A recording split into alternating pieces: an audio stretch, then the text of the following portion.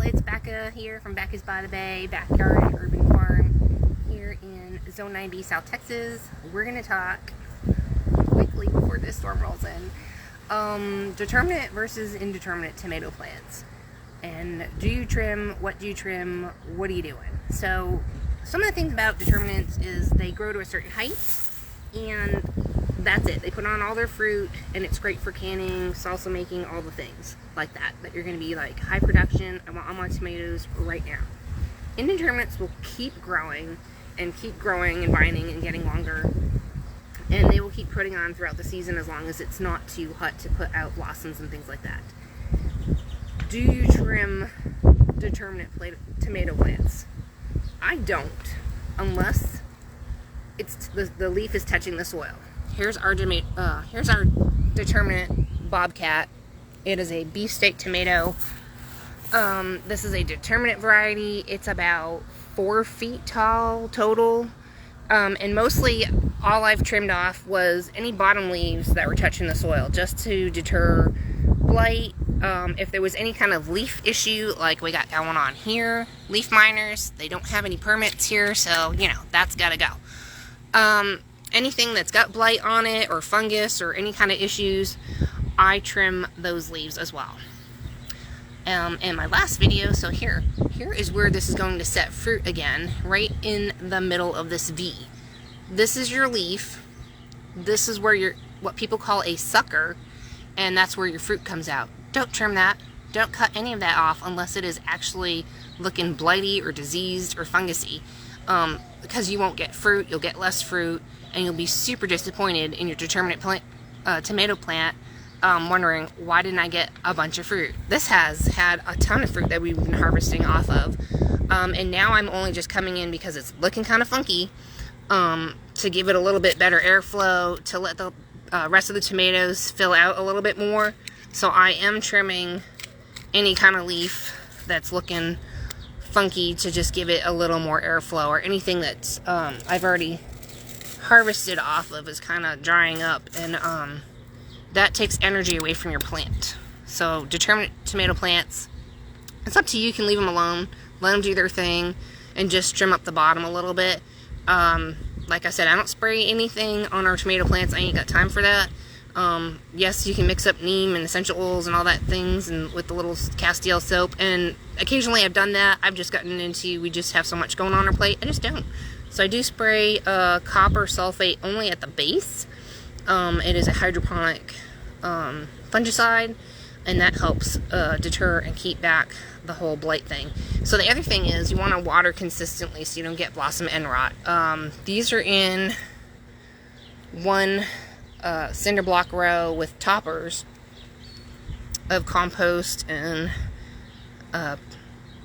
earthworm castings and all the good things that I put in here.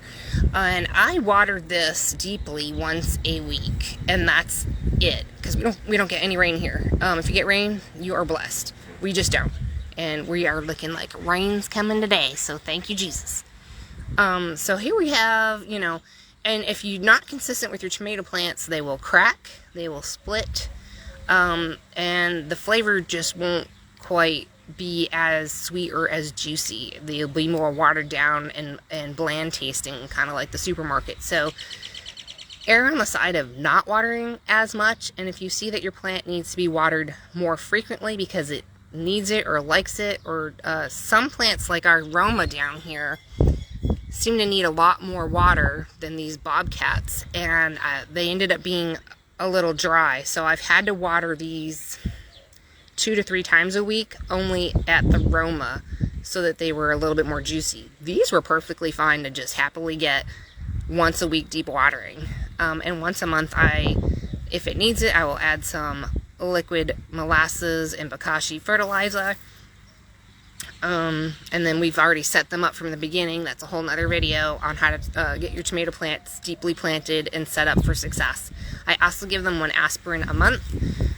That's just really good and helpful to help keep disease away. So that's our determinate wall of tomatoes. This is our indeterminate wall of tomatoes, and we did Cherokee Purple and Better Boy. So that's what I did. They're looking a little rough. They're looking a little rough. They've set on a lot of tomatoes.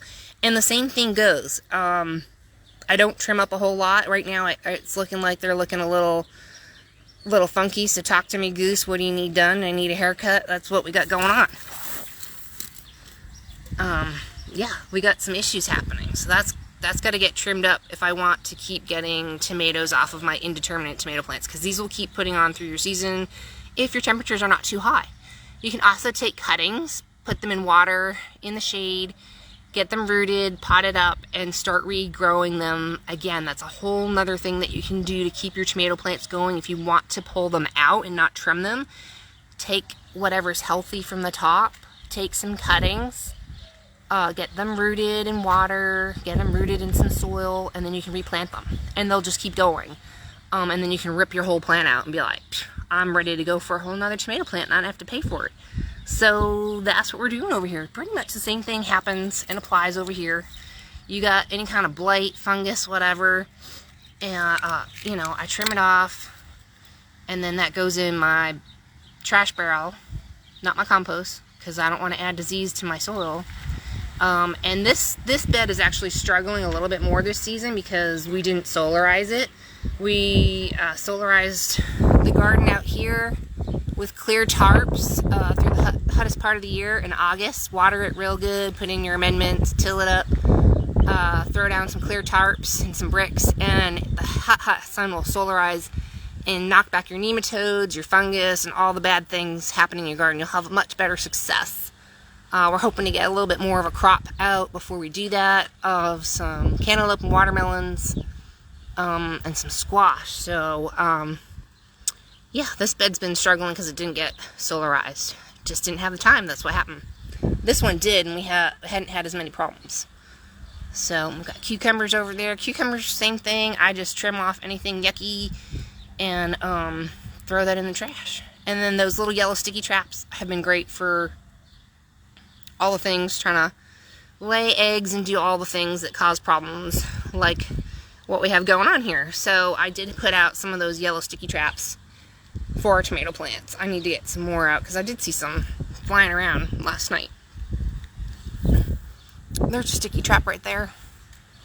There's another one. Super helpful. Also, so you don't have to spray your plants. I think if you leave your plants alone, they have a lot more success than people touching them and trying to spray all kinds of things on them. Unless you have a problem or an issue that you're not handling from the onset. Never take off more than like 1/3 of your leaves for any of your plants, because they need the leaves to feed themselves with the sunlight and all the things.